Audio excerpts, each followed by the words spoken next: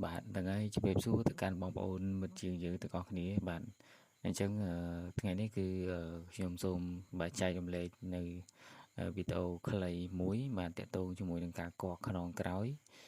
បាទទៅលើទូរស័ព្ទបាទគឺ Oppo ក៏ដូចជា Vivo ហើយនិង model ផ្សេងទៀតបាទ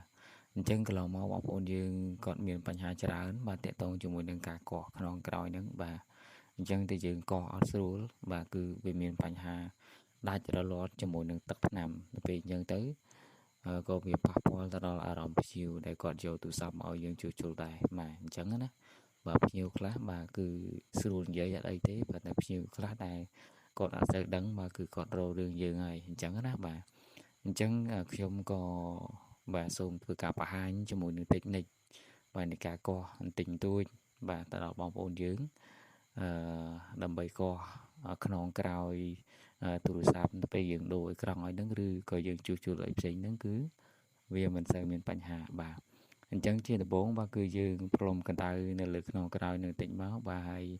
យើងយកចុងក្បិតដែលស្ដើងបំផុតបងប្អូនបាទគឺស្ដើងបាទគឺយើងយកសោកកោះឲ្យមានបាទមុខបន្តិចមកបាទបន្ទាប់មកគឺយើងយក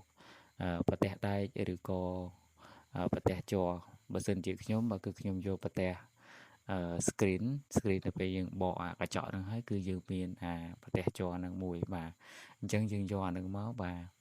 យើងកាត់ឲ្យតូចល្មមបាទអញ្ចឹងដូចនៅក្នុងវីដេអូខ្ញុំហ្នឹងបាទហើយសោកចូលវាបន្តិចមកបាទរួចហើយយើងផ្លុំកម្ដៅបាន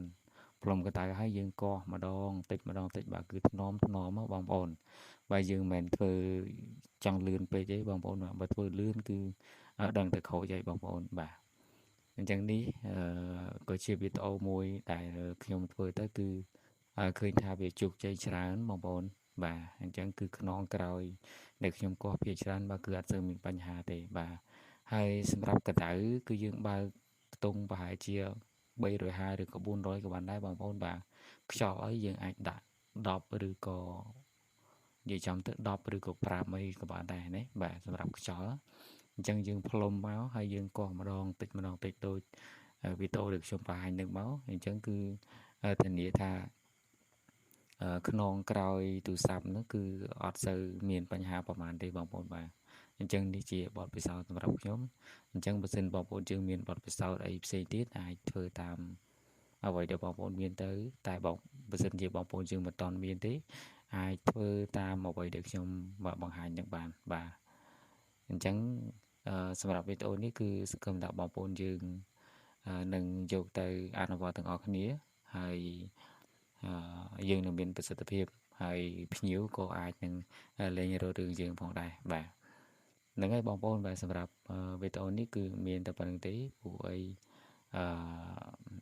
វីដេអូនេះគឺខ្ញុំចង់ឲ្យចែករំលែកបងប្អូនយើងឲ្យទទួលបាននូវភាពបាទល្អប្រសើរទាំងអស់គ្នាបាទសម្រាប់ការកកខ្នងក្រោយទៅលើទូរស័ព្ទផ្សេងបាទអរគុណមានតែប៉ុណ្្នឹងទេហើយយើងនឹងជួបគ្នានៅឱកាសក្រោយបន្តទៀតអរគុណបាទជម្រាបលា